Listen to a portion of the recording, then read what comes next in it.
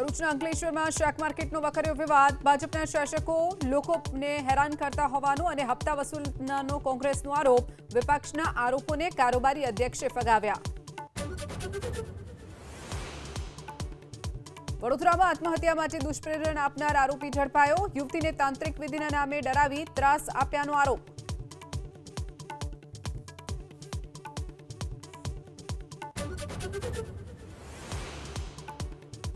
जम्मू काश्मीर मुलाकात समय US ambassador Sergio गौरનું મોટું નિવેદન। जम्मू અને કાશ્મીર ભારતનો અભિન્ન ભાગ।